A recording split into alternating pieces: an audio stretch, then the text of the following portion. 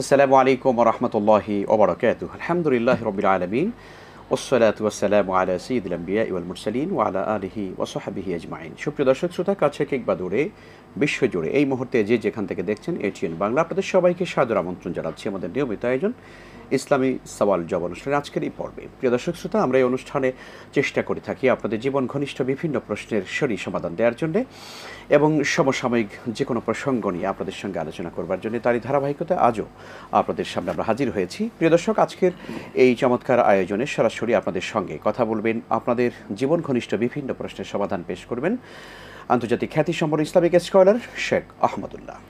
আসসালামু আলাইকুম ওয়া রাহমাতুল্লাহি ওয়া বারাকাতুহু। ওয়ালাইকুম আসসালাম ওয়া রাহমাতুল্লাহ। শেখ, কেমন আছেন? আলহামদুলিল্লাহ, শুকরিয়া। আমরা শুরু করতে চাই, মহররম মাস চলে এসেছে। মহররম মাস আসলেই পরে আমাদের মুসলিম উম্মার ভেতরে নতুন বছরের নতুন মাসের একটা আমেজ কাজ করে এবং কখনো বিরহ কখনো বেদনা কাজ করে। তো আমরা মহররম মাসে আসলে কি করতে পারি সেই প্রসঙ্গটি নিয়ে আমরা একটু আলোচনা শুরু করতে চাই ইনশাআল্লাহ তাআলা। তবে দর্শক চলে আসছেন। আসসালামু আলাইকুম ওয়া রাহমাতুল্লাহ। আসসালামু আলাইকুম ওয়া রাহমাতুল্লাহি ওয়া বারাকাতুহু। ওয়ালাইকুম আসসালাম। জি স্যার, আমি বাগেরহাট থেকে বলছি, আমার নাম নীলা। মাশাআল্লাহ, বলুন। জি স্যার, আমার 3টা প্রশ্ন। আমার প্রথম প্রশ্ন হলো যে আমি কোনো কারণে মাগরিবের নামাজ পড়তে পারিনি গতকালকে। তো এটা তো এশার নামাজের আগে পড়তে হয়, তো দেখা গেল আমি এশার নামাজের আগেও কোনো কারণে পড়তে পারিনি। এখন আমি এশার নামাজটা আগে পড়ে ফেলছি, পড়ার পরে আমি কি বেতের নামাজের পরে এই মাগরিবের 3 রাকাত কাজা করতে পারবো? এটা একটা। আর আমার 2 নম্বর প্রশ্ন হলো যে আমাদের দেশে আমরা একটা কথা শুনতে পাই যে পা দিয়ে পা দোলে ধোয়া, এটা নাকি খুব একটা খারাপ জিনিস, এটা করলে নাকি মানুষের দারিদ্রতা চলে আসে, এরকম কিছু একটা।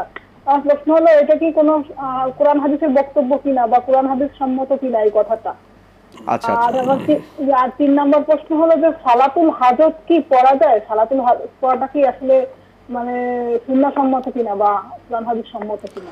অনেক ধন্যবাদ আপনাকে, চমৎকার প্রশ্ন করলেন। আপনি সুন্নাহ সম্মত বিষয়ে জানতে চাচ্ছেন, শুনে খুব ভালো লাগলো, আলহামদুলিল্লাহ। শেখ, আমরা দর্শকের প্রশ্ন নিয়ে আলোচনা করতে চাই। আসলে আমরা আলোচনা ইনশাআল্লাহ মুহররম নিয়ে শুনবো। ফাঁকে মাগরিব পড়তে পারেননি, এশার আগেও পড়তে পারেননি, কি করবেন? কোনো কারণে যদি মাগরিবের নামাজ পড়তে না পারেন, এশার নামাজের আগ পর্যন্ত সুযোগ না পান, এরকম কোনো পরিস্থিতি তৈরি হয়, তাহলে যখন সুযোগ হবে তখন পড়বেন। নবী করিম সাল্লাল্লাহু আলাইহি ওয়াসাল্লাম একটা হাদিস রয়েছে, মান নামা আন সালাতিন আও নাসিহা ফালইউসাল্লিহা ইযা যাকারাহা ফাইন্না যালিকা ওয়াক্তুহা। যদি কেউ ঘুমের কারণে বা ভুলের কারণে কোনো কারণে তার নামাজ ছুটে যায়, তাহলে যখন স্মরণ হবে, সুযোগ হবে বা ঘুম থেকে যখন জাগ্রত হবেন তখনই পড়ে ফেলবেন। এবং এটা যদি অনিচ্ছাকৃত হয়, যে এমন কিছু হয়েছে যে আসলে কিছু করার ছিল না, তাহলে ইনশাআল্লাহ এটার কারণে গুনাহ হবে না। আর যদি গাফিলতি থাকে, ত্রুটি থাকে, তাহলে সেটা তো ভিন্ন কথা, এর কারণে লাগে তওবা করতে হবে। বাকি যখন সুযোগ হবে এবং মনে হবে তখনই তো নামাজ পড়ে ফেলবেন। আলহামদুলিল্লাহ। অনেক দর্শকের দ্বিতীয় একটি প্রশ্ন ছিল, সেটা আপনি বুঝতে পেরেছেন প্রশ্নটি বোধহয়, যে সম্ভবত যে দাঁড়িয়ে পাজামা পরলে এরকম কিছু একটা যে ভাগ্য খারাপ হয়। আমি প্রশ্নটি, এরকম কোনো কুসংস্কার তো এটা সম্পূর্ণ কুসংস্কার যে দাঁড়িয়ে পড়লে ভাগ্য খারাপ হবে। তবে ভাগ্য খারাপ হওয়া ভালো হওয়ার সাথে আসলে পাজামা প্যান্ট এগুলো দাঁড়িয়ে বা বসে পড়ার কোনো সম্পর্ক নেই। তবে নানা কারণে আপনার পরামর্শ দেওয়া হয় এবং উত্তম হয় বসে বসে পাজামা ইত্যাদি পরা, প্যান্ট ইত্যাদি পরা, কারণ সেটি হাত থেকে ছুটে যেতে পারে, বিব্রত কোনো পরিস্থিতি হতে পারে, নানা কারণে এটা ভিন্ন বিষয়। বাট ভাগ্য খারাপ হওয়া ভালো হওয়ার সাথে এর কোনো সম্পর্ক নেই। জি, অনেক ধন্যবাদ। আমরা দর্শককে দিচ্ছি। আসসালামু আলাইকুম রহমতুল্লাহ। আসসালামু আলাইকুম। ওয়ালাইকুম আসসালাম। জি হ্যাঁ, আমি জানতে চাইতেছি, মেহমান দাওয়াত দিয়ে বাসায় আনলে কি সব বেশি, না হঠাৎ যদি মেহমান আসে বাসায় তাহলে তাকে মনে করেন যে ই করে আপ্যায়ন করা সব বেশি? এটা। আর 2 নম্বর প্রশ্ন হয়েছে যে আমি ফজরে এবং আসরের পরে যে বিসমিল মুসলিম, আমি ওইটা আর কি ফলো করতেছি। এখন ওইটার মধ্যে যে আপনি ওই সকাল সন্ধ্যা বিষয়টা, এখন আমি ওগুলা সন্ধ্যার আগে আসরের মধ্যে ওই তাসবিহগুলো সব শেষ করি। এখন আমি মাগরিবের পরে অত বেশি তাসবিহ পড়তেছি না, সুবহানাল্লাহ আলহামদুলিল্লাহ, এইটা আর কি 100 বার করি। এখন তো ওই টাইমও আমার জিকির বেশি করতে হবে। আমি আসরের আগে জিকিরটা আর কি অনেকগুলি, বুঝছেন, ইসলামী মুসলিমের যা আছে নবীজি যা করছেন ওগুলো আমি সব শেষ করি। অনেক ধন্যবাদ আপনাকে। এই হচ্ছে 2 নম্বর। 3 নম্বর প্রশ্ন হয়েছে যে সূরা কাহাফের যে 10 আয়াত পড়া ভালো। এখন আমার মুখস্থ আছে, আমি ওইটা কি নামাজের মধ্যে পড়লে চলবে নাকি আপনার কোরআন দেখে দেখে পড়বো? আচ্ছা, এইটা আর কি, এই তিনটি আমার প্রশ্ন ছিল। অনেক শুকরিয়া আসসালামু আপনাকে, আলাইকুম। অনেক ধন্যবাদ। মাশাআল্লাহ, ওয়ালাইকুম সালাম। জি, আমাদের প্রথম দর্শকের আরেকটি প্রশ্ন ছিল সালাতুল হাজাত, এটা কি পড়া সুন্নাহসম্মত? জি, নবী করিম সাল্লাল্লাহু আলাইহি সাল্লাম এর নিয়ম ছিল যে কানা ইজা হাজাবাহু আমরুন ফাজা ইলা সালাহ, কোনো পেরেশানি দেখা দিলে তিনি সালাত দাঁড়িয়ে যেতেন। অতএব যে কোনো প্রয়োজন, যে কোনো সমস্যা হলেই আল্লাহর কাছে দাঁড়িয়ে সালাত আদায় করা এটা সুন্নাহ। সেটা 2 রাকাত হতে পারে, 2 রাকাত সর্বনিম্ন। এটি পড়ে তারপর আল্লাহর কাছে দোয়া করলেন, এটি বিধিবদ্ধ। অতএব এটি শরিয়া বিরোধী কিছু নয়। সালাতুল হাজাত বলতে 2 রাকাত নামাজ পড়ে আল্লাহ তাআলার কাছে যে কোনো সমস্যার জন্য দোয়া করা, এটা সুন্নাহ দ্বারাই সাব্যস্ত, কোনো অসুবিধা নেই। জি, আলহামদুলিল্লাহ। আমাদের দ্বিতীয় দর্শকের প্রশ্ন ছিল যে মেহমান হঠাৎ আসলে তাকে মেহমানদারি করলে ভালো নাকি দাওয়াত দিয়ে? আসলে শরীয়তে বা কনফারেন্সে কোথাও এইভাবে তো পার্থক্য করা হয়নি। মেহমানের আপ্যায়ন করা এটা গুরুত্বপূর্ণ একটি কাজ। নবী করিম সাল্লাল্লাহু আলাইহি সাল্লাম বলেছেন, মান কানা ইউমিনু বিল্লাহি ওয়াল ইয়াউমিল আখির ফালইউকরিম দাইফাহ, যে ব্যক্তি আল্লাহ এবং আখিরাতের প্রতি বিশ্বাস রাখে সে যেন মেহমানের খাতির যত্ন করে। এখন মেহমানের খাতির যত্ন করাটা যেভাবে হোক সর্বাবস্থায় করতে হবে। মেহমান হঠাৎ এসে গেছে, সেজন্য যদি আমি বিরক্ত বোধ হই যে না হঠাৎ আসলেন বলা কওয়া ছাড়া, সেটা অনুচিত হবে, সেটা মেহমানের খাতির যত্নের পরিপন্থী হবে। আবার ডেকে আনলাম তখন শুধু মেহমানদারি করলাম, সেটা উচিত হবে না, বরং সর্বাবস্থায় মেহমানদারি করার চেষ্টা থাকতে হবে। জি, অনেক ধন্যবাদ। আলহামদুলিল্লাহ। আমাদের বোনের একটি প্রশ্ন ছিল যে উনি হিসনুল মুসলিম থেকে মাশাআল্লাহ এই আদকারগুলো পড়েন, সেক্ষেত্রে উনি বলেছেন যে দোয়াগুলো আসরের পরেই উনি পড়ে ফেলেন, মাগরিবের পরেও কি পড়তে হবে? সকাল সন্ধ্যার দোয়াগুলো যেগুলো, সেগুলো সকালের দোয়াগুলো আমরা ফজরের ওয়াক্ত হওয়া থেকে নিয়ে একেবারে দ্বিপ্রহরের আগ পর্যন্ত, দুপুরের আগ পর্যন্ত অনেকগুলো আপনার মধ্যে পড়তে পারি। আর সন্ধ্যার দোয়াগুলো আসরের পর থেকে আপনি পড়তে পারেন, এমনকি মাগরিব এশা পর্যন্ত পড়তে পারবেন, অসুবিধা নেই। অর্থাৎ আসরের পর থেকে সন্ধ্যা হিসাবে বা কোরআনে কারীম যেটাকে বুকরাতাম আসিল বলেছে, সেটার মধ্যে এটা পড়ে। অর্থাৎ আসরের পর থেকে পড়লেও সন্ধ্যার দোয়া হিসাবে এটা কাউন্ট হবে ইনশাআল্লাহ।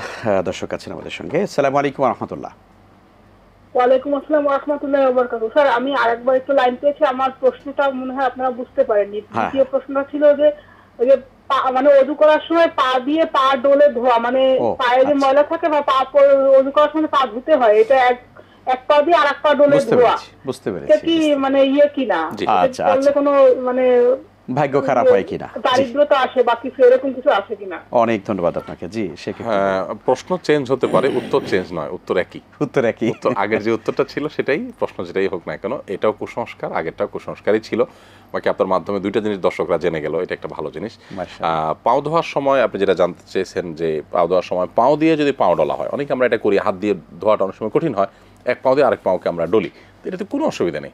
এরকম কোনো বিধিনিষেধ নেই যে এক পাও দিয়ে আরেক পাও ডলা যাবে না, পাও দিয়ে পাও ডললে দরিদ্র আসবে, এরকম মনে করলে বরং সেটা গুনাহ হবে। জি, আমাদের দর্শকের প্রশ্ন ছিল যে সূরা কাহাফের 10 আয়াত যেটা পড়ার কথা, ফজিলতের কথা এসেছে, এটা কি নামাজের মধ্যে পড়লে হবে কিনা? সূরা কাহাফের প্রথম 10টি আয়াত সম্পর্কে নবী করিম সাল্লাল্লাহু আলাইহি ওয়াসাল্লামের হাদিস রয়েছে যে এই 10টি আয়াত দাজ্জালের ফিতনা থেকে মানুষকে রক্ষা করবে। অর্থাৎ 10টা আয়াত যে মুখস্থ করবে, পড়বে, তিলাওয়াত করবে, এটির মাধ্যমে আল্লাহ সুবহানাহু ওয়া তাআলা দাজ্জালের ফিতনা থেকে রক্ষা করবেন। কিয়ামতের আগে দাজ্জালের ভয়াবহ ফিতনা আসবে, সেটি থেকে বাঁচার জন্য সূরা কাহাফ পুরাটাই বেশি বেশি তেলাওয়াত করবো আমরা, বিশেষ করে প্রথম 10টি আয়াত। তো এই 10টি আয়াত নামাজের মধ্যে পড়বো, নামাজের বাইরেও পড়ার চেষ্টা করব এবং মুখস্থ করে ফেলার চেষ্টা করব, ইনশাআল্লাহ তখন সেই ফজিলতটা আমরা লাভ করব। তবে নামাজের মধ্যে পাঠ যদি করি এই নিয়তে, দাজ্জালের ফিতনা থেকে বাঁচার নিয়তে, অবশ্যই তার সুফল পাওয়া যাবে ইনশাআল্লাহ। জুমার দিনে সূরা কাহাফ তেলাওয়াতের ফজিলতের বিষয়, জুমার দিনে সূরা কাহাফ তেলাওয়াত করা সম্পর্কে নবী করিম সাল্লাল্লাহু আলাইহি ওয়াসাল্লাম হাদিস রয়েছে যে এটি মানুষের জন্য নূর হবে, আলো হবে। সে আলো হওয়ার 2টি অর্থ রয়েছে। একটি হলো যে কিয়ামতের ময়দানে এটি অন্ধকার, গুটগুটে অন্ধকারের মধ্যে আল্লাহ রাব্বুল আলামিন এটি যারা নিয়মিত তেলাওয়াত করবেন তাদের জন্য এই আমলের মাধ্যমে আল্লাহ তাআলা আলোর ব্যবস্থা করবেন। আরেকটি হলো যে এটি দুনিয়াতে আমাদেরকে পথ দেখাবে, বিশেষ করে দাজ্জালময় যখন ফিতনা সংকুল পৃথিবী হবে তখন সঠিক পথের দিশা আল্লাহ তাআলা এই আয়াত, এই সূরা প্রতি শুক্রবার পড়ার মাধ্যমে আল্লাহ দান করবেন। এই জন্য জুমার দিনে সূরা কাহাফ তেলাওয়াত করাটা খুবই গুরুত্বপূর্ণ একটি সুন্নাহ, জুমার দিনের খুবই গুরুত্বপূর্ণ একটি আমল। এই আমলটি আমাদের করার চেষ্টা করা দরকার। আল্লাহ তৌফিক দান করুন, আমিন। আসসালামু আলাইকুম ওয়া রাহমাতুল্লাহ। ওয়ালাইকুম আসসালাম। জি, প্রশ্ন করুন দর্শক। যে দর্শক আমরা শুনতে পাচ্ছি, আপনি বলুন। এই আমি বলতে চাচ্ছিলাম যে আমরা যখন মানে পেশাবের ছিটা গায়ে লাগলে এটা নাকি খুব মানে আরেকটা খারাপ জিনিস। আচ্ছা, এখন যখন আমরা বাথরুমের টয়লেট ইউজ করি, যখন আমরা পানি নিতে যাই, তখন যদি হাতের মধ্যে যদি গোপনাঙ্গ থেকে পেশাব লেগে যায় তখন কি করণীয়? আচ্ছা আচ্ছা, জি, অনেক ধন্যবাদ আপনাকে দর্শক। গুরুত্বপূর্ণ জীবন ঘনিষ্ঠ প্রশ্ন করেছেন। শেখ, আপনি শুনেছেন পেশাব করতে গিয়ে যিনি পরিষ্কার করার সময় হাতে লেগে যায়, হাতে লেগে গেলে সে হাতের ওই অংশটা পরিষ্কার করে ফেলবেন আপনি। সামান্য যদি লাগে, ধরুন সুইয়ের আগা যে পরিমাণ থাকে এই পরিমাণ যদি হয়, তাহলে আপনি টিস্যু দিয়ে মুছে ফেললেন। আর উত্তম হয় পানি দিয়ে ধুয়ে ফেলতে পারলে। এর জন্য আলাদা কোনো বিধান নেই। হাতে লেগে গেছে, ওই মুহূর্তে পানি দিয়ে ধুতে পারছেন না, তাহলে টিস্যু দিয়ে মুছে নেন, পরবর্তীতে পানি দিয়ে ধুয়ে নেবেন, অথবা পানি দিয়ে ধুয়ে নেবেন, ইনশাল্লাহ তাতে যথেষ্ট হয়ে যাবে। তবে সতর্ক থাকা দরকার যেন হাতে না লাগে, কারণ নবী করিম সাল্লাল্লাহু আলাইহি ওয়াসাল্লাম এই ব্যাপারে আমাদেরকে সতর্ক করেছেন। তার একটা বর্ণনা রয়েছে, ইসতানজিহু মিনাল বাউল ফাইন্না আম্মাতা আযাবাল কবরি মিনহু। পেশাব থেকে তোমরা পরিচ্ছন্ন থাকার জন্য খুব বেশি সচেষ্ট থাকবে, কারণ বেশিরভাগ কবর আযাব হয়ে থাকে পেশাবের ব্যাপারে অসতর্ক থাকবার কারণে। অতএব পোশাক আশাক, শরীর, পেশাব যেন না লাগে। কেন শরীয়ত পেশাব এবং মলত্যাগ এবং আপনার মূত্রত্যাগের পর এত পরিচ্ছন্ন হওয়ার জন্য এত সুন্দর সিস্টেম রেখেছে? আজও পৃথিবীতে অনেক উন্নত দেশ আছে, যে উন্নত দেশে দেখা যায় যে পানির ব্যবস্থাপনা নাই আপনার ওয়াশরুমে, এবং এইটাকে কোনো বিচারেই আপনি স্মার্টনেস বলতে পারেন না, এটাকে কোনো বিচারে আপনি পরিচ্ছন্নতা বলতে পারেন না। ইসলাম আমাদেরকে বলেছে আমরা টিস্যু বা ইত্যাদি দিয়ে পরিচ্ছন্ন করার পর আবার পানি ব্যবহার করব, অর্থাৎ এর চাইতে বেটার পরিষ্কার আর কোনো ওয়েতে হতে পারে না। তো সেই চেষ্টা থাকবে, ইচ্ছাকৃত যেন এটা না হয়, ভুলে হয়ে গেলে আপনি মুছে ফেলবেন। সে সম্পর্কে একটা প্রশ্ন, পেশাব করবার ক্ষেত্রে অনেকে আছে আমরা সতর ঢাকি না, রাস্তাঘাটে প্রকাশ্যে মানুষের সামনে, নারী শিশু রাস্তা দিয়ে হেঁটে যাচ্ছে, একজন পুরুষ মানুষ তিনি হাঁটুর কাপড় উন্মুক্ত করে পেশাব করছেন, কি বলবেন আসলে পেশাবের সতর ঢাকার? দেখুন, ইসলাম এত সুন্দর জীবন ব্যবস্থা যে এখানে সব কিছুর সমাধান দেওয়া আছে, এবং সবচেয়ে সুন্দর এবং সর্বোত্তম সমাধান দেওয়া আছে। আমরা পেশাব করব বসে, দাঁড়িয়ে পেশাব করার পরে নবী করিম সাল্লাল্লাহু আলাইহি ওয়াসাল্লাম নিরুৎসাহিত করেছেন, এটিকে মাকরুহ বলেছেন উলামা ইকরাম। একান্ত নিরুপায় পরিস্থিতি হলে ভিন্ন কথা, বাকি সাধারণ অবস্থাতে এটি করা জায়েজ নয়। আর সতর যদি উন্মুক্ত হয় তাহলে তো এটা ফরজ তরকের গুনাহ হবে, অর্থাৎ শুধুমাত্র এখানে সুন্নাহর খেলাফ হবে না, ফরজ তরকের মধ্যে একটা কবিরা গুনাহ হবে। বিধায় এই বিষয়টা খুবই গুরুত্বপূর্ণ যে আমরা কোনো জায়গায় পেশাব করব। দেখুন, পাবলিক প্লেসগুলোতে দাঁড়িয়ে দাঁড়িয়ে যে ইউরিন পাস করার যে সিস্টেম রয়েছে, কোনো বিচারে আপনি এটাকে সুন্দর বলতে পারেন না। আশপাশের জায়গাগুলোকে পরিচ্ছন্ন রাখা আসলে সম্ভবপর হয় না। এরপর আসুন, শরিয়ার যে সিস্টেম রয়েছে সিস্টেমে আপনি দেখবেন যে স্বাস্থ্যসম্মত। অতএব সতর্কমুক্ত করে বলুন, দাঁড়িয়ে দাঁড়িয়ে করে বলুন, পর্দাহীনতা বলুন, এগুলো সবগুলা গুনাহের কাজ। পেশাব করতে এগুলো যদি এগুলো হয় তাহলে সেক্ষেত্রে আমরা গুনাহগার হব। এই জন্য এবারে সাবধান থাকা, লজ্জাশীলতার বিষয়টি লক্ষ্য রাখা ইসলামের দৃষ্টিকোণ থেকে গুরুত্বপূর্ণ। অনেক শুকরিয়া, আলহামদুলিল্লাহ। আসসালামু আলাইকুম ওয়া রাহমাতুল্লাহ। ওয়ালাইকুম আসসালাম ওয়া রাহমাতুল্লাহ।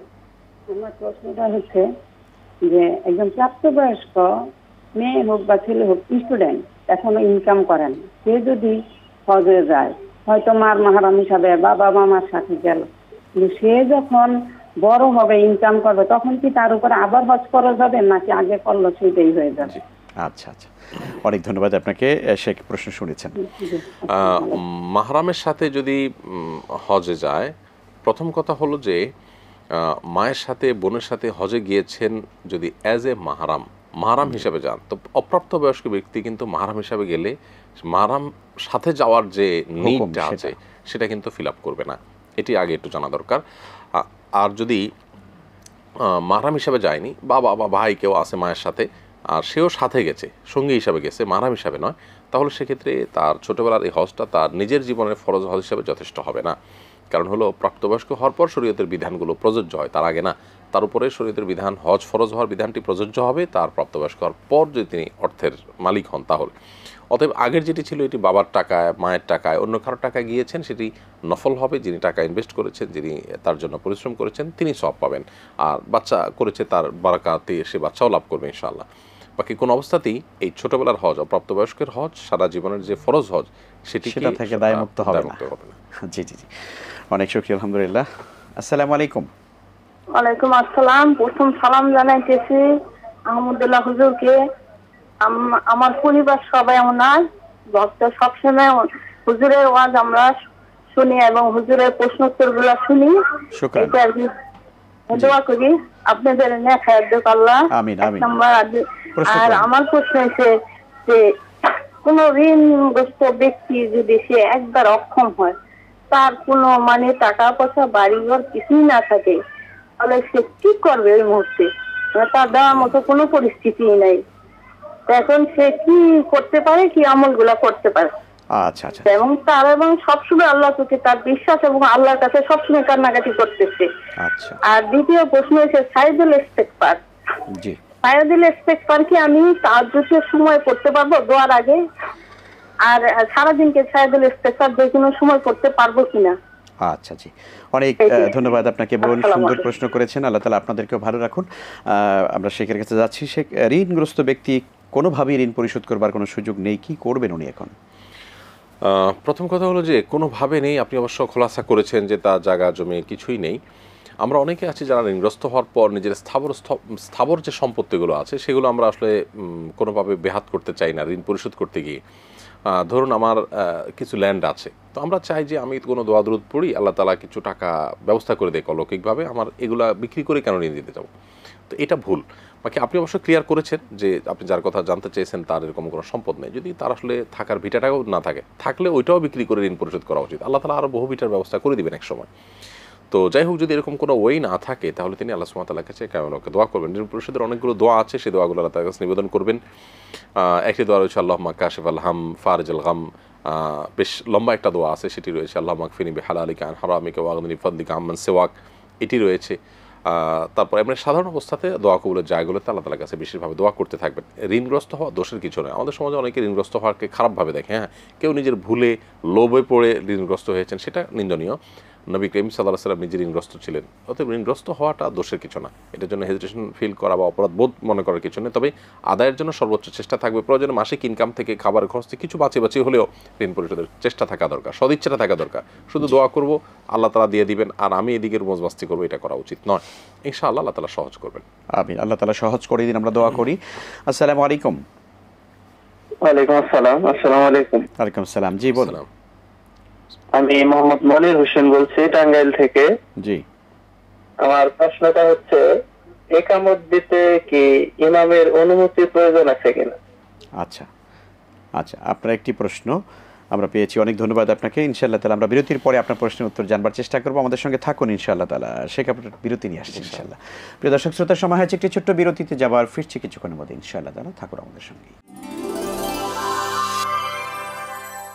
আসসালামু আলাইকুম ওয়া রাহমাতুল্লাহি ওয়া বারাকাতুহু। সুপ্রিয় দর্শক, বিরতির পর আপনাদের সবাইকে আবারও স্বাগত জানাচ্ছি। আপনারা দেখছেন ইসলামী সওয়াল ও জবাব। আমাদের সাথে আজকে আপনাদের জীবন ঘনিষ্ঠ বিভিন্ন প্রশ্নের উত্তর দিচ্ছেন সরাসরি আমাদের সঙ্গে রয়েছেন স্টুডিওতে আপনাদের সবার প্রিয় শেখ আহমদুল্লাহ। শেখ, আমরা আপনার কাছে আবারও আসছি ইনশাআল্লাহ। সাইয়্যিদুল ইস্তেগফার কখন কখন পড়া যাবে বোন জানতে চেয়েছিলেন। সাইয়্যিদুল ইস্তেগফার এটা যে কোনো সময় পাঠ করা যাবে। এটা পাঠের জন্য বিশেষ কোনো সময় ফিক্স করা নেই যে এই সময় পাঠ করা যাবে না। তবে নির্দিষ্ট কিছু রেকমেন্ডেড টাইম আছে, যেমন সকাল সন্ধ্যা সাইয়্যিদুল ইস্তেগফার পড়া সুন্নাহ, আর রাতে শোয়ার আগে সাইয়্যিদুল ইস্তেগফার পড়া সুন্নাহ। এর বাইরে যে কোনো সময় সাইয়্যিদুল ইস্তেগফার আপনি পড়তে পারেন। আল্লাহর কাছে ক্ষমা প্রার্থনার জন্য এটা সবচেয়ে শ্রেষ্ঠ দোয়া।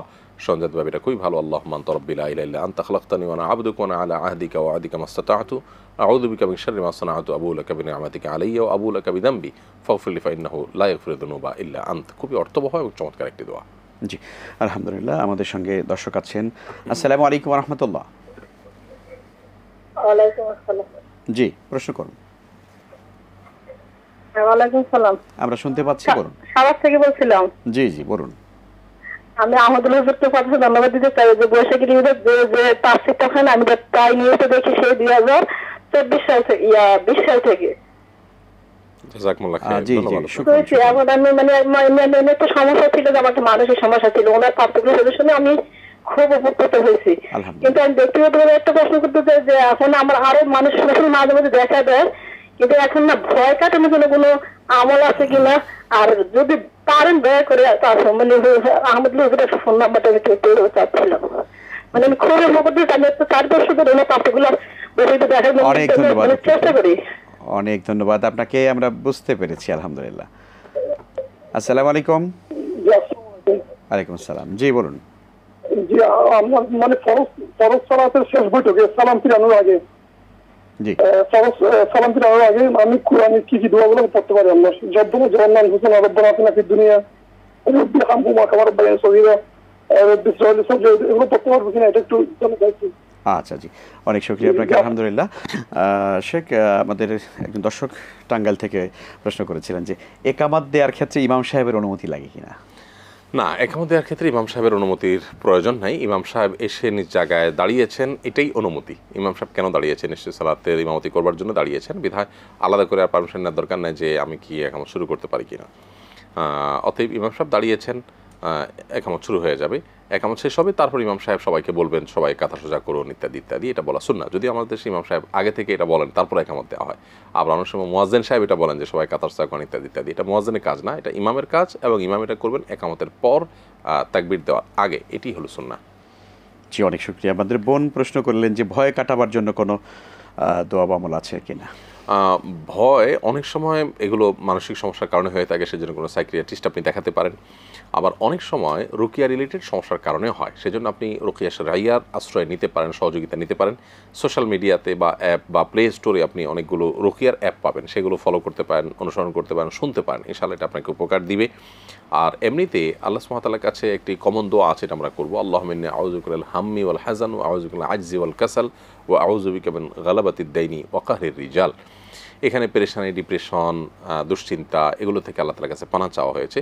আবার আরেকটা দোয়া আছে, আল্লাহুম্মা ইন্নী আউযু বিকা মিনাল বুখলি ওয়াল জুবন, আল্লাহ ভীরুতা থেকে, কৃপণতা থেকে আপনার কাছে পানা চাই। এই যে অতিরিক্ত ভয়ের কারণে মানুষ ভীরু প্রকৃতির হয়ে যায়, সেটা থেকে পানা চাওয়ার শিক্ষা নবী সাল্লাল্লাহু আলাইহি ওয়াসাল্লাম দিয়েছেন।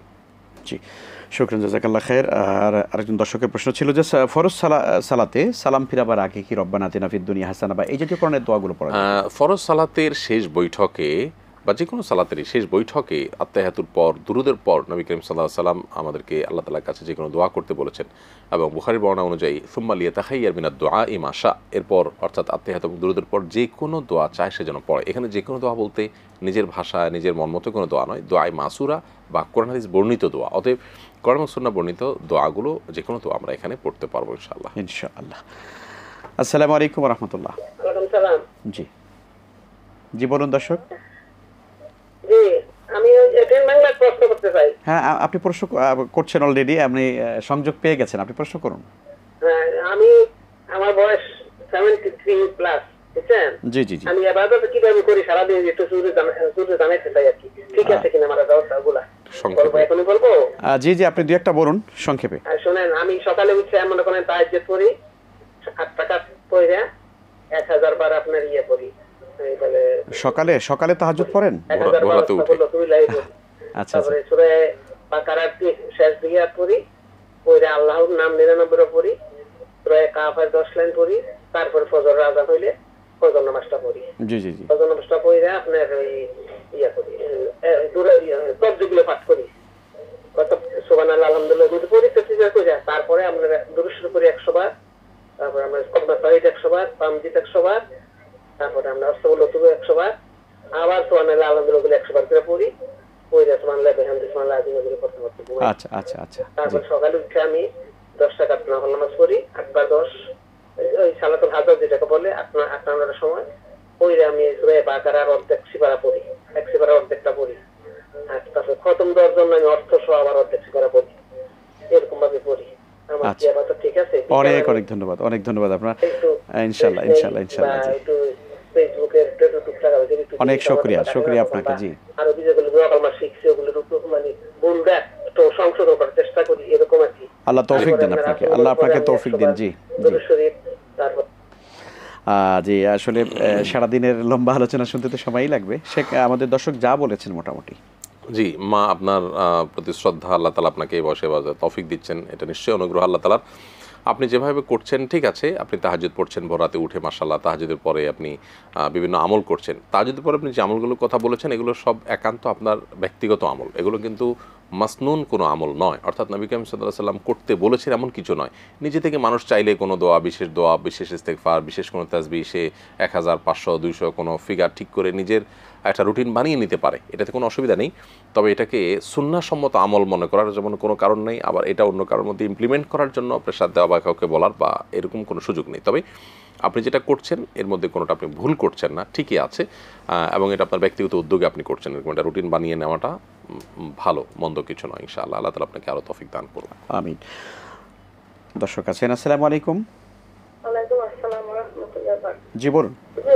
ফজর নামাজের পর তেলাওয়াত করি, অল্প একটু করি, বুঝছেন, কোরআন তেলাওয়াত অত এক পাতা বা 500 আয়াত, এটা কিন্তু কোনো সমস্যা আছে? কোনো নির্ধারিত আছে যে এই পর্যন্ত পড়তে হবে ফজর নামাজের পরে? আর আপনার দ্বিতীয় প্রশ্ন হচ্ছে যে ইয়া জালজালা আল ইকরাম আর দোয়া ইনুস আর সুবহানাল্লাহ আলহামদুলিল্লাহ ইলাহা ইল্লাল্লাহ আল্লাহু আকবার, এটা কি কোনো নির্দিষ্ট সময় আছে? আমি মসজিদে জোহর নামাজ পড়ে ওই টাইমে বৈশা করি বা যে কোনো টাইমে করি, এটা কোনো সমস্যা আছে নাকি? অনেক শুকরিয়া আপনাকে। আর জি নবীজিকে সবসময় স্মরণ করার জন্য কোন দরুদটা বেশি পড়া দরকার? আচ্ছা তুমি যাতে নবীজিকে আমি স্মরণ করতে পারি, এবং নবীজির কথা মনে হলে আমার এবার অবশ্য চোখে পানি আসে, বুঝছে? আচ্ছা অনেক ধন্যবাদ আপনাকে, মাশাআল্লাহ। জি শেখ, আমাদের দর্শক বললেন যে ফজরের পরে উনি অল্প কিছু তেলাওয়াত করেন, সমস্যা আছে কিনা? কোনো অসুবিধা নেই, আপনি যতটুকু পারেন ততটুকু তেলাওয়াত করবেন ইনশাআল্লাহ বিদিনিল্লাহ। অনেক বেশি তেলাওয়াত করতে হবে, অল্প হলে করা যাবে না এমন কোনো কথা নেই। আপনি ফজরের পরে অল্প করলেন, পরে অন্য সময় বেশি করলেন, এটা একান্ত আপনার ব্যক্তিগত ব্যাপার। মাশাআল্লাহ। উনি বলেছেন ইয়াদ আল জালালি ওয়াল ইকরাম সুবহানাল্লাহ আলহামদুলিল্লাহ দোয়াগুলো পড়েন, ঠিক আছে কিনা? নবী করিম সাল্লাল্লাহু আলাইহি ওয়াসাল্লাম একটা হাদিস রয়েছে, তিনি বলেছেন আলিজু বিয়াদিল জালালি ওয়াল ইকরাম, তোমরা ইয়াদিল জালালি ওয়াল ইকরাম এটিকে আঁকড়ে ধরো। এটি নবী সাল্লাল্লাহু আলাইহি ওয়াসাল্লাম নির্দেশিত একটি আমল, যেটা আমাদের সমাজে বিলুপ্ত প্রায়, মানুষ জানেই না অনেকে, যে ইয়াদিল জালালি ওয়াল ইকরাম, আল্লাহ তাআলার এই দাল জালালি ওয়াল ইকরাম নামটা ধরে ডাকার নির্দেশ আল্লাহ তাআলা করেছেন। মুহাদ্দিসদের অনেকে বলেছেন যে আল্লাহ সুবহানাহু ওয়া তাআলার কাছে সব অসাধ্য সাধনের জন্য, কঠিন বিষয়গুলো পাওয়ার জন্য এইভাবে এই নামে আল্লাহকে ডাকা যেতে পারে। কারণ দাল জালাল মানে হলো হে প্রভাব প্রতিপত্তির অধিকারী, ওয়াল ইকরাম হে সম্মানের অধিকারী। তার মানে এখানে আল্লাহ তাআলার প্রশংসা করা হচ্ছে, আল্লাহর কাছে চাওয়া হচ্ছে। তো এটি আপনি বিশেষ করে পড়বেন, বিশেষ কোনো সময় নেই, বিশেষ কোনো সংখ্যা নেই, যত বেশি সংখ্যক সম্ভব আপনি পড়বেন, এবং বাকি যেগুলো বলছে সুবহানাল্লাহ আলহামদুলিল্লাহ আল্লাহু আকবার, এগুলো আপনি বেশি বেশি করে পড়তে পারবেন। জি আলহামদুলিল্লাহ। নবীজি সাল্লাল্লাহু আলাইহি ওয়াসাল্লামকে স্মরণ করার জন্য কোন দরুদ বেশি পড়বেন? কোরআনে আমাদেরকে কিন্তু নবী সাল্লাল্লাহু আলাইহি ওয়াসাল্লামের স্মরণ করতে আল্লাহ তাআলা বলেন নাই, নবী সাল্লাল্লাহু আলাইহি ওয়াসাল্লাম হাদিসেও তাকে স্মরণ করতে বলা হয়নি, আমাদেরকে বলা হয়েছে আল্লাহর স্মরণ করার জন্য। উযকুরুল্লাহ বলেছেন আল্লাহ তাআলা, আল্লাহকে তোমরা স্মরণ করো। অতএব নবী সাল্লাল্লাহু আলাইহি ওয়াসাল্লামকে স্মরণ নয়, বরং নবী করিম সাল্লাল্লাহু আলাইহি ওয়াসাল্লামের সুন্নাহর অনুকরণ, সুন্নাহর অনুসরণ এবং তার সুন্নাহর সৎ কথা, তার অবদানের কথা আমাদের স্মরণ হতে পারে। সেগুলোর জন্য বেশি বেশি সিরাত পাঠ করলে নবী সাল্লাল্লাহু আলাইহি ওয়াসাল্লামের অবদানের কথা আমরা জানতে পারবো। তার সুন্নাহর কথা জানার জন্য হাদিস যত বেশি পাঠ করবো তত সুন্নাহর কথা জানতে পারবো। আপনি বেশি বেশি সিরাত পড়বেন, বেশি বেশি হাদিসের কিতাব পড়বেন, তাতে তার অবদান এবং তার সুন্নাহর কথা স্মরণ হবে। ইটসেলফ নবী সাল্লাল্লাহু আলাইহি ওয়াসাল্লামকে আলাদা জিকির করার, তার নাম জপার অথবা তাকে ধ্যান করার বা স্মরণ করার নির্দেশনা নেই, যেটি রয়েছে আল্লাহর ব্যাপারে। কোরআনে বা হাদিসে কোথাও নবীকে স্মরণ করা বলা হয়নি, আল্লাহকে স্মরণ করতে বলা হয়েছে। এখানে একটা সূক্ষ্ম গ্যাপ আছে, এই জিনিসটা আমাদেরকে বুঝতে হবে। জি অনেক ধন্যবাদ। দর্শক আছেন, আসসালামু আলাইকুম রাহমাতুল্লাহ। ওয়ালাইকুম সালাম রাহমাতুল্লাহ। জি বলুন। আমি প্রশ্ন করব, সুনামগঞ্জ থেকে বলছি, আমার নাম খলিলুর রহমান। জি বলুন। আমি বলবো যে আমাদের মসজিদের ইমাম সাহেব, জি বোঝাচ্ছি, জি জি আমরা শুনতে পাচ্ছি, আপনি বলুন। আচ্ছা, আমাদের মসজিদের ইমাম সাহেব ডাইনিতে সালাম দেন যে পশ্চিম এবং উত্তর কোনাবাজি সালাম দেন, এবং দক্ষিণ উত্তর কোনাবাজি সালাম, উত্তর পশ্চিম কোনাবাজি বামাজি সালাম দেন। এটা কি শুদ্ধ? বুঝলাম না, আপনার প্রশ্ন ক্লিয়ার না, আপনার প্রশ্ন ক্লিয়ার হয়নি, বলুন। মানে উনি নামাজের সালাম ফিরান সেটা বলছেন? দক্ষিণ কোণা উত্তর কোণা আমাদের সালাম দিয়ে ফিরান আসসালামু আলাইকুম রাহমাতুল্লাহ। হ্যাঁ হ্যাঁ হ্যাঁ বুঝতে পারছেন? জি। পশ্চিম কোনায়, পশ্চিম উত্তর কোনায় সালাম দেন, আর ডাইনিটির আর পুরাই নাম মাথায় পুরাই না। বুঝতে পারছি। আচ্ছা আচ্ছা, সামনে দিয়ে ইলে করেন, কোনার দিকে সালাম দেন, ডাইনির কোনায় দিচ্ছেন। জি জি বুঝতে পারছি। এটা কি শুদ্ধ না? আচ্ছা অনেক ধন্যবাদ আপনাকে, অনেক ধন্যবাদ আপনাকে শেখ জি। শুনলেন জি, যে সালাম যদি কেউ পশ্চিম উত্তর কোনায় দেয়, অর্থাৎ এইভাবে আসসালামু আলাইকুম রাহমাতুল্লাহ বলে, সেটা সঠিক হবে না। উনি উনি হয়তো জানতে চাচ্ছেন যে এরকম করে না, দক্ষিণ পশ্চিম কোনায় দিচ্ছে, তার মানে এটা সহজ বললে হয়তো যে উনি পুরো ঘাড় ফেরাচ্ছেন না। তো এটি সুন্নাহর খেলাফ। যদি কেউ এরকম কোনায় দেয় নামাজ হয়ে যাবে, তবে নামাজটা ত্রুটিপূর্ণ হলো, একটু সুন্নাহর খেলাফ হয়ে গেল। আসসালামু আলাইকুম রাহমাতুল্লাহ এভাবে ঘাড় বরাবর ফেরাবো আমরা, আবার আসসালামু আলাইকুম রাহমাতুল্লাহ এভাবে ফেরাবো, অর্থাৎ পরিপূর্ণ উত্তর এবং দক্ষিণ দিকে ফিরে যাব। দর্শক বলছেন যে পশ্চিম উত্তর এবং দক্ষিণ উত্তর কোণার মধ্যে সালাম দেওয়া সুন্নাহ না। জি জি জি অনেক ধন্যবাদ, আলহামদুলিল্লাহ।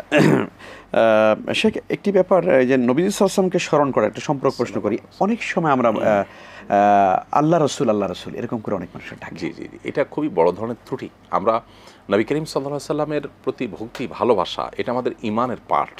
যদি না থাকে তাহলে ইমানদারি নিজেকে দাবি করা সম্ভব নয়। কিন্তু ভক্তির নামে যদি আমরা এমন কিছু করি যেটা আসলে আল্লাহর শানে শুধু ফিট হয়, তাহলে সেটা বাড়াবাড়ি হবে। নবী করিম সাল্লাল্লাহু আলাইহি ওয়াসাল্লাম বুখারীর হাদিসে বলেছেন যে লা তুতরুনি কামা আতরাতিন নাসারা ইবনে মারইয়াম, খ্রিস্টানরা ইবনে মারইয়ামকে নিয়ে, ঈসা আলাইহিস সালামকে নিয়ে যেরকম বাড়াবাড়ি করেছে, আমাকে বাড়াবাড়ি করবে না। এক ব্যক্তি তিনি বক্তৃতা দিতে গিয়ে নবী সাল্লাল্লাহু আলাইহি ওয়াসাল্লামের নাম আল্লাহর নামের সাথে এমনভাবে উল্লেখ করেছেন, মনে হচ্ছে যে আল্লাহ এবং নবী সাল্লাল্লাহু আলাইহি ওয়াসাল্লাম এক, এই পর্যায়ে তিনি উপস্থাপন করেছেন। নবী সাল্লাল্লাহু আলাইহি ওয়াসাল্লাম তখন তাকে বলেছেন বিইসাল খাতিবু আন্ত, তুমি খুবই নিকৃষ্ট খতিব, তুমি কেমন বক্তব্য দিলে এটা যে আমাকে আল্লাহর সমান পর্যায়ে নিয়ে গেলে? আমাদের মনে রাখতে হবে আমরা কিন্তু সবসময় স্বীকার করি এবং আমাদের কালিমাতে আমরা উল্লেখ করি আশহাদু আল্লা ইলাহা ইল্লাল্লাহ ওয়া আশহাদু আন্না মুহাম্মাদান আবদুহু ওয়া রাসূলুহু। আমরা আত্মাহিয়াতের মধ্যেও বলি আল্লাহ তাআলা হলেন, মুহাম্মদ সাল্লাল্লাহু আলাইহি ওয়াসাল্লাম হলেন আল্লাহ তাআলার গোলাম, আল্লাহর দাস, আল্লাহর সৃষ্টি এবং তার রাসূল। সন্দেহ নেই তিনি পৃথিবীর সমস্ত সৃষ্টির সেরা, সন্দেহ নেই তিনি আল্লাহর প্রিয় হাবিব, কিন্তু তিনি আল্লাহর দাস। অতএব আল্লাহর সমকক্ষ এরকম বোঝা যায় সেরকম বলা উচিত না। আমরা যেমন অনেকে বলি যে আল্লাহ রসুল চাইলে আল্লাহ চাইলে, রাসূলের এখানে চাওয়ার বিষয় নাই। রাসূলকে ভালোবাসা দিতে গিয়ে যদি আল্লাহর সমান পর্যায়ে যে আল্লাহ এবং রাসূল তারা উভয় মিলে বোধহয় চান, তো সেটা শিরক হবে। এই জায়গা থেকে আমাদেরকে সাবধান থাকতে হবে। অনেক অনেক ধন্যবাদ। আমাদের দর্শকদের এই ব্যাপারে সচেতন হওয়া দরকার। আসসালামু আলাইকুম ওয়া রাহমাতুল্লাহ। ওয়ালাইকুম আসসালাম, ভালো আছেন আপনারা? আলহামদুলিল্লাহ। জি, প্রশ্ন করুন। জি, আমি স্যারকে সালাম জানাচ্ছি, আহমদুল্লাহ স্যারকে। ওয়ালাইকুম আসসালাম ওয়া রাহমাতুল্লাহ। আসসালামু আলাইকুম। ওয়ালাইকুম আসসালাম ওয়া রাহমাতুল্লাহ। জি, প্রশ্ন করেন। জি, আমার একটা প্রশ্ন ছিল যে কোনো কারণবশত জোহরের নামাজ যদি কাজা হয়ে যায়, তাহলে আমি আসরের নামাজের আগে কি মানে জোহরের 4 রাকাত ফরজ নামাজ পড়তে পারবো কিনা? আচ্ছা আচ্ছা আচ্ছা, অনেক ধন্যবাদ আপনাকে। আপনার সম্ভবত একটি প্রশ্ন। জি, শেখ প্রশ্ন শুনলেন জোহরের কাজা। জোহরের নামাজ যদি কোনো কারণে কাজা হয়ে যায় তাহলে অবশ্যই আপনি আসরের আগে পড়বেন। শুধু পড়তে পারেন কিনা, বরং পড়তে হবে আপনাকে, যেটা আমরা একটু আগে বললাম, মান নামা আন সালাতিন আও নাসিহা ফালিউসাল্লিহা ইযা যাকারাহা ফাইন্না যালিকা ওয়াক্তুহা। যেহেতু আপনার কাজা হয়ে গেছে, অতএব এখন অপশন একটাই যে আসরের আগে আগে আপনি পড়ে ফেলবেন। এবং কাজা হওয়ার ক্ষেত্রে যদি কোনো প্রকার গাফিলতি থাকে, উদাসীনতা থাকে, তাহলে আল্লাহর কাছে সেজন্য আবার মাফ চাইতে হবে, আলাদা করে ইস্তেগফার করতে হবে, তওবা করতে হবে, আর যেন এরকমটি না হয়। আর যদি কোনো কারণে নিজের ইচ্ছার বাইরে এমন ব্যস্ততা ছিল যে হারিয়ে গেছে অথবা ঘুমের কারণে উঠতে পারেনি, তাহলে ইনশাআল্লাহ তখন পড়বেন, আল্লাহ তাআলা আশা করে মাফ করবেন। জি, অনেক ধন্যবাদ। আলহামদুলিল্লাহ। আসসালামু আলাইকুম। আসসালামু আলাইকুম হুজুর, আমি মাসুম কুমিল্লা ধর্মপুর থেকে। জি বলুন। আমার দুটি প্রশ্ন। প্রথম প্রশ্ন হলো, যে ব্যক্তি মুহাম্মদ সাল্লাল্লাহু আলাইহি ওয়াসাল্লামের নাম শুনে দুরূদ পড়ল না, সে হলো আসল কৃপণ। জি। দলিল তিরমিজি শরীফ হাদিস নম্বর 3575। জি জি। আর দ্বিতীয় প্রশ্নটি সবার জন্য, যে দলিল আল কোরআন